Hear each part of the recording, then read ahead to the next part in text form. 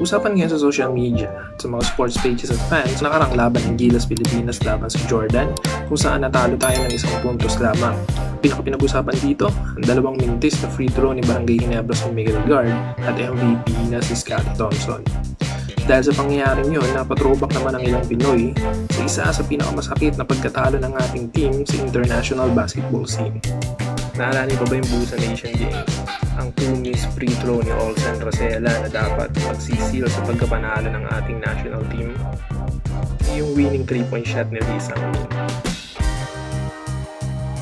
October 12, 2002, naganap ang isa sa pinakamasakit na pagkatalo ng ating national team sa international basketball scene.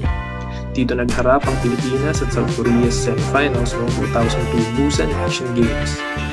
Napakaganda ng laban ito guys. Kung may mga uploaded video nito sa YouTube, watch nyo, may enjoy kayo. Namang Korea dito, then hinabol ng Team Philippines noong 4th quarter na. Okay, fast forward tayo dun sa wala ng 1 minuto ang natitira. Nagpakawala ng 3 si Olsen Rosella na isa sa top guards natin noong panahon niya bilang isang San Miguel Beerman. Dahil sa 3 niyang yun, nakabante ang bansa laban sa Korea, 68-66. Next possession sa side ng Korea, ibigo silang makapuntos. Habang si Rosella naman ay nakakuha pa ng foul na nabigyan ng 2 free throws habang less than 24 seconds lamang ang natitira. Si Olsen na kilalang high percentage free throw shooter natin sa PBA ay di nagawang maipasok ang 2 free throws dahilan upang manatili sa 2 lamang ang lamang ng Pinas. At isang broken play sa panig ng Korea, di inaasahang mapadpad ang bola sa kamay ng shooter nilang si Lee Sang-min kung saan mabilis nitong pinukol at nagawang maipasok ang 3 kasabay ng pag-ubos ng shot clock.